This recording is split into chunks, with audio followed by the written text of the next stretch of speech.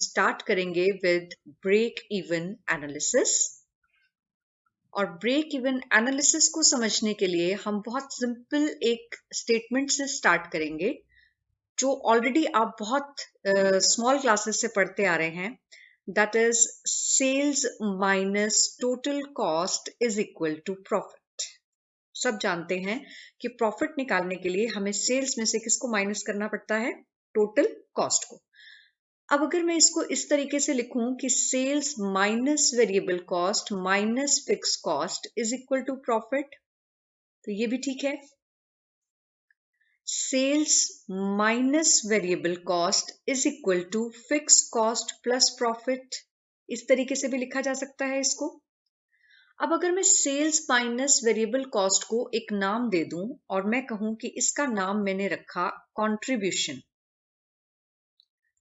तो मैं लिखूंगी contribution is equal to fix cost plus profit. तो यहां से मेरे पास दो चीजें निकल कर आई। पहली कि मैंने सेल्स माइनस वेरिएबल कॉस्ट को लिखा है कंट्रीब्यूशन, और इसी तरह से मैंने फिक्स कॉस्ट प्लस प्रॉफिट को भी तो यही लिखा है कंट्रीब्यूशन। ये कंट्रीब्यूशन क्या है ये मैं अभी बताऊंगी आपको दोबारा से, थ्योरेटिकल में आप पहले सीख चुके हैं। Sales minus variable cost is equal to contribution, fix cost plus profit is equal to contribution. तो मेरे को अगर मान लीजिए किसी स्टेटमेंट में कंट्रीब्यूशन निकालना हो तो मेरे पास कंट्रीब्यूशन निकालने के दो तरीके हैं। पहला तरीका है कि मैं सेल्स में से वेरिएबल कॉस्ट को माइनस कर दूं, that is equal to contribution. और दूसरा तरीका है फिक्स कॉस्ट प्लस प्रॉफिट।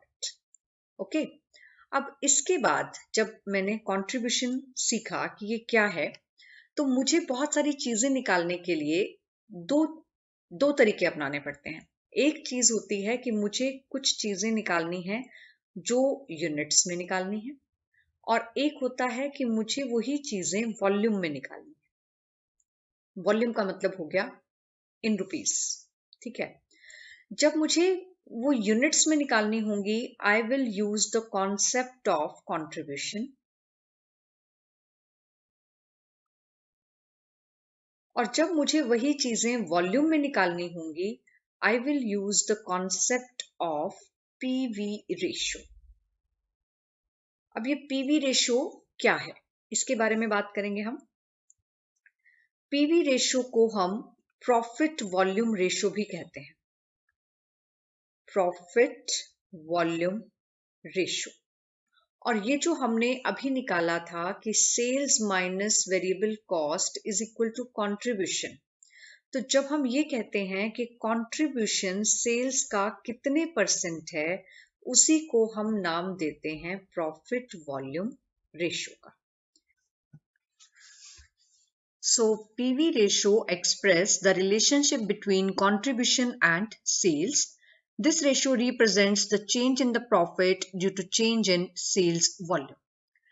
अब इसी के बारे में आगे बात करते हैं कि मान लीजिए आपको दिया हुआ है selling price is equal to ₹100, variable cost is equal to ₹60, तो कंट्रीब्यूशन कितना आ गया हमारे पास? ₹40 पर यूनिट, ठीक है। अब अगर मुझे यहां से पीवी रेशियो निकालनी है तो पीवी रेशियो मेरी निकलेगी contribution upon sales into 100, that is equal to 40 upon 100 into 100, that is 40%। अब मेरे पास पीवी रेशियो है 40%, तो मेरे पास बाकी जो ये बचा था वो क्या था? वो है percentage of variable cost on sales. इसका मतलब अगर मेरे को ये दिया हो कि सेल्स का 60% वेरिएबल कॉस्ट है, तो आई कैन से कि 40% मेरी पीवी रेशियो है, ठीक है। तो दैट मीन्स कि हम क्या बात कर रहे हैं कि जो सेल्स है, सेल्स में अगर मैंने सेल्स में से PV ratio variable cost minus किया था तो मेरे पास आया था कंट्रीब्यूशन, और उससे मैंने निकाली थी पीवी रेशियो। तो अब अगर मेरे पास पीवी रेशियो आ चुकी है और मैं 100 में से percentage of variable cost on sales minus करूं तो भी मेरे पास क्या आ जाएगी, पीवी रेशो। अब हम बार बार वेरिएबल कॉस्ट की बात कर रहे हैं, तो यही हमारा कॉन्सेप्ट है मार्जिनल कॉस्टिंग का। आपने थियोरेटिकली देखा कि जो एब्जॉर्प्शन कॉस्टिंग होती है उसमें हम टोटल कॉस्ट का कॉन्सेप्ट लेते हैं, that is fixed plus variable, जबकि मार्जिनल कॉस्ट के अंदर हम किसको इंपॉर्टेंस देते हैं, वेरिएबल कॉस्ट को। मार्जिनल कॉस्ट का थियोरेटिकल मीनिंग क्या है, change in total cost due to change in 1 unit of production. ठीक है, अब अगर due to change in 1 unit of production की हम बात करें तो एक सिंपल सी लैंग्वेज में अगर हम देखें कि मान लीजिए 20,000 यूनिट्स बनाने में हमारे 2 रुपए लगते हैं पर यूनिट, तो कितनी हो गई वेरिएबल कॉस्ट, 40,000। और फिक्स कॉस्ट मेरी मान लीजिए दे रखी है 20,000 की, और अब मुझे अगर 1 यूनिट और बनाना पड़े तो मेरी फिक्स कॉस्ट नहीं बढ़ेगी क्योंकि वो तो मेरी कैपेसिटी वाइज लग रही है, तो 1 यूनिट और बढ़ाना पड़े तो 2 रुपए ही और लगेंगे, तो इसका मतलब मेरे 2 रुपीज एक्स्ट्रा लगे। तो मेरी टोटल कॉस्ट में जो चेंज आया वो कितना आया, पहले 60,000 थी, अब 60,000 2 रुपए है। तो ये जो 2 रुपए जो चेंज आया ये सिर्फ और सिर्फ किस कॉन्सेप्ट की वजह से आया, वेरिएबल कॉस्ट की वजह से, क्योंकि फिक्स कॉस्ट तो जो मेरी एक बार लग गई वो दोबारा लगनी नहीं है। तो that means when we talk about marginal costing we talk about variable cost, और वेरिएबल कॉस्ट से ही हमने क्या निकाली है, पीवी रेशो। क्यों, क्योंकि हमारी वेरिएबल कॉस्ट के डिफरेंस को रिप्रेजेंट करता है कंट्रीब्यूशन, कि जो कंट्रीब्यूशन ये क्या है, ये हमें फिक्स कॉस्ट को कवर करने में हेल्प करता है, कि हमारी फिक्स कॉस्ट कितनी कवर हो रही है ये हमें कौन बताता है, ये कंट्रीब्यूशन बताता है, तभी हम निकाल पाते हैं कि हमारी कंपनी को प्रॉफिट कितने हुए। ठीक है, पीवी रेशो को ही निकालने का एक और तरीका है, अगर हमें 2 ईयर्स के प्रॉफिट्स दिए हुए हों, अगर हमारे पास 2 ईयर्स के प्रॉफिट्स हैं या 2 डिफरेंट टाइम पीरियड्स के प्रॉफिट्स हैं, मान लीजिए 6 महीने के गैप के या 3 महीने के गैप के टाइम पीरियड के प्रॉफिट्स हैं, और उसी टाइम पीरियड की हमारे पास सेल दे रखी है, जैसे मान लीजिए मैं यहाँ एक डाटा ले लेती हूँ 2008 एंड 2009। सपोज कीजिए आपको सेल्स दे रखी है 20,000 और यहाँ दे रखी है 40,000। ठीक है, और प्रॉफिट्स आपको दे रखे हैं इधर 4,000 और इधर 6,000। तो मैंने ये देखा कि सेल कितनी बढ़ाई मैंने, 20,000, और प्रॉफिट्स कितने बढ़ाए मैंने, 2,000। 4,000 से प्रॉफिट कितने हुए मेरे, 6, और सेल मेरी कितनी बढ़ी है, 20 से 40। तो इसका मतलब 20,000 की सेल बढ़ाने पर मेरे 2,000 के प्रॉफिट्स बढ़े हैं, तो रेट परसेंट कितना हो गया, 10%। तो दैट मीन्स मेरी प्रॉफिट वॉल्यूम रेशो कैसे निकली, that is change in profits divided by change in sales into 100. तो change in profits divided by change in sales into 100. change in profit कितना था, 4 to 6 यानी कि 2,000. change in sales कितना था, 20 to 40 that is 20,000 into 100. तो percentage कितनी निकल के आई, पीवी रेशो 10%. ठीक है, तो पीवी रेशो के फॉर्मूला क्या किया आपने, पहला किया contribution upon sales into 100, then आपने किया 100 minus percentage of variable cost on sales, तो ये भी हमारे पास क्या निकल आएगी, पीवी रेशो। और तीसरा हमने किया change in profit divided by change in sales into 100। ठीक है, अब इसके बाद हम बात करते हैं ब्रेक इवन पॉइंट की, कि वो हमें निकालना है ब्रेक इवन पॉइंट, तो वो हम कैसे निकालेंगे। So let us understand the concept of break even point. Break even point क्या होता है, जहां फर्म को ना तो कोई प्रॉफिट होता है और ना ही कोई लॉस होता है। ठीक है, तो एक एग्जांपल से समझते हैं इसको। जैसे हमने बात की कि sales minus variable cost is equal to contribution minus fix cost is equal to profit. ठीक है, अब यहां पर अगर आपको दिया हुआ है कि सेलिंग प्राइस पर यूनिट आपकी 10 है, वेरिएबल कॉस्ट पर यूनिट आपकी 6 है, और कंट्रीब्यूशन पर यूनिट आपको 4 दिया हुआ है, और मान लीजिए आपको फिक्स कॉस्ट दे रखी है टोटल 40,000। अब मुझे पता है कि ब्रेक इवन पॉइंट पे मुझे कोई प्रॉफिट या कोई लॉस नहीं होगा, तो ये मैं नील लिख सकती हूँ। और ये अगर मैं नील लिख सकती हूँ तो मेरा कंट्रीब्यूशन 40,000 आएगा, तभी फिक्स कॉस्ट 40,000 माइनस होगी तो मेरे प्रॉफिट्स नील आएंगे। और ये कंट्रीब्यूशन 40,000 लाने के लिए मुझे पता है कि मेरा कंट्रीब्यूशन पर यूनिट 4 है, तो मुझे कितने यूनिट्स बनाने पड़ेंगे ताकि मेरा कंट्रीब्यूशन 40,000 हो जाए टोटल? Very easy, 10,000। तो ये मैंने कैसे निकाला? ये मैंने डिवाइड करके निकाला कंट्रीब्यूशन को कंट्रीब्यूशन पर यूनिट से। पर ये टोटल कंट्रीब्यूशन तो मुझे दिया ही नहीं हुआ था, दी मुझे क्या हुई थी? Fix cost. तो मुझे ब्रेक इवन पॉइंट का फॉर्मूला क्या बनाना पड़ेगा? That is fix cost divided by contribution per unit. क्यों? क्योंकि मुझे पता था कि मेरी फिक्स कॉस्ट कितनी है, 40,000 की, और मुझे ये भी पता था कि मेरा 4 रुपए पर यूनिट का कंट्रीब्यूशन है, और उस कंट्रीब्यूशन को इस फिक्स कॉस्ट के बराबर लाना है मुझे, ताकि कंपनी को ना तो कोई प्रॉफिट हो ना ही कोई लॉस। तो मेरा ब्रेक इवन पॉइंट कितना निकल कर आएगा? 10,000 यूनिट्स। अब सपोज यही क्वेश्चन है और आपको यही क्वेश्चन वॉल्यूम में सॉल्व करना है। वॉल्यूम मीन्स रुपीज में सॉल्व करना है। तो आई सेड कि आपको रुपीज में सॉल्व करने के लिए कौन सा कंसेप्ट यूज करना पड़ेगा? रेशो, पीवी रेशो का। ठीक है, तो पीवी रेशो कैसे निकलती है हमारी? Contribution upon sales into 100।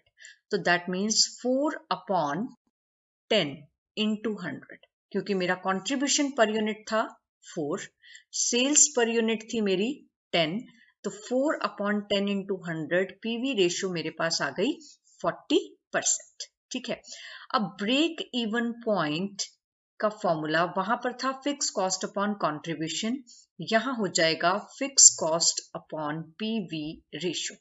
जहां जहां हम कंट्रीब्यूशन पर यूनिट यूज कर रहे थे रुपीज में निकालने के लिए, हम वहां पर पीवी रेशियो यूज करेंगे। तो फिक्स कॉस्ट थी मेरे पास 40,000, I will divide it by 40 into 100, तो मेरे पास कितना आ गया? इसको मल्टीप्लाई करके आई गेट 1 लाख रुपीस। जब आप अपने यूनिट्स के आंसर को सेल प्राइस पर यूनिट से मल्टीप्लाई करोगे तो आपके पास जो अमाउंट आएगी वो आपके वॉल्यूम के आंसर से मैच होनी चाहिए। तो आप देखिए, आपके पास यूनिट्स का आंसर आया था 10,000 यूनिट्स, इनटू किया मैंने सेल प्राइस पर यूनिट 10, तो ये मेरे पास कितना आ गया? 1 लाख। और वॉल्यूम पर यूनिट से भी मेरे पास कितना आ रहा था? 1 लाख।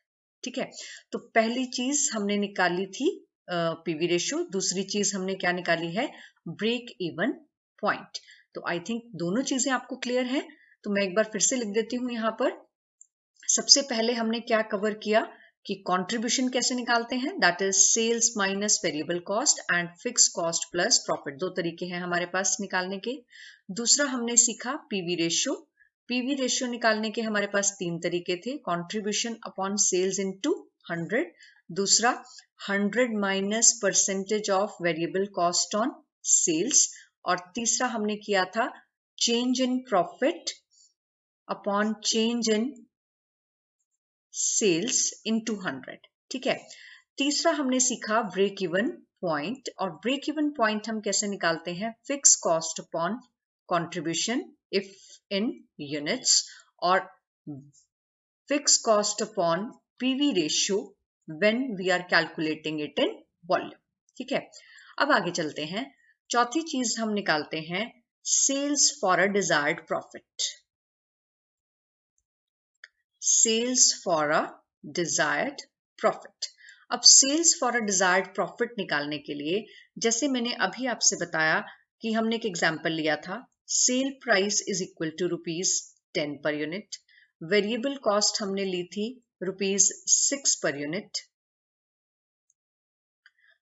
कंट्रीब्यूशन मेरे पास आया था ₹4 पर यूनिट, तो हमारे पास पीवी रेशियो कितनी थी? 40%। ये सब हमने पहले से लिया था। ठीक है, और हमने फिक्स कॉस्ट कितनी ली थी? 40,000। अब उस केस में मैंने आपसे कहा था कि मुझे ना तो कोई प्रॉफिट चाहिए और ना ही कोई लॉस चाहिए। अब अगर मैं आपसे कहूं कि मुझे प्रॉफिट चाहिए 20,000 का। तो इसका मतलब sales minus variable cost contribution minus fix cost, मेरे पास जो प्रॉफिट आना चाहिए वो 20,000 आना चाहिए। और अगर प्रॉफिट 20,000 आना चाहिए, मुझे पता है मेरी फिक्स कॉस्ट कितनी है 40,000, तो मेरा कंट्रीब्यूशन कितना होना चाहिए 60,000 होना चाहिए या नहीं? यस। तो 60,000 मेरा कंट्रीब्यूशन होना चाहिए and I know my contribution per unit is ₹4। तो सीधा सीधा निकल गया कि मुझे कितने यूनिट्स बेचने पड़ेंगे, 15,000 यूनिट्स मुझे बेचने पड़ेंगे। कैसे निकल के आया? क्योंकि मुझे पता है मुझे टोटल कंट्रीब्यूशन चाहिए 60,000, पर यूनिट कंट्रीब्यूशन मुझे चाहिए ₹4 है मेरे पास, तो यूनिट्स कैसे आए 15,000। तो sales for a desired profit का फॉर्मूला क्या निकल के आया? Fix cost plus desired profit divided by contribution per unit. यही तो किया मैंने कि वो सेल निकालनी है एक डिजायर्ड लेवल ऑफ प्रॉफिट निकालने के लिए, कि इतना प्रॉफिट पाने के लिए मुझे कितने यूनिट्स बेचने पड़ेंगे। तो 20,000 रुपए का प्रॉफिट लेने के लिए मुझे ₹4 के कंट्रीब्यूशन के हिसाब से कितने यूनिट्स बेचने पड़ेंगे 15,000। और यही फॉर्मूला अगर मुझे पीवी रेशियो में निकालना है तो फॉर्मूला हो जाएगा fix cost plus desired profit upon PV ratio. तो पीवी रेशियो मेरी कितनी थी 40%, तो fix cost plus desired profit मेरा कितना है 60,000 डिवाइडेड बाय 40 इंटू 100। ठीक है, अब इसको निकाल दीजिए, ये कितना आ गया आपके पास 1,50,000। और मैंने अभी बताया था आपको कि यूनिट के आंसर को अगर आप सेल प्राइस पर यूनिट से मल्टीप्लाई कर दोगे तो जो वैल्यू आपके पास निकल कर आएगी ये वही वैल्यू होगी जो आपकी वॉल्यूम के फॉर्मूला से आएगी। ओके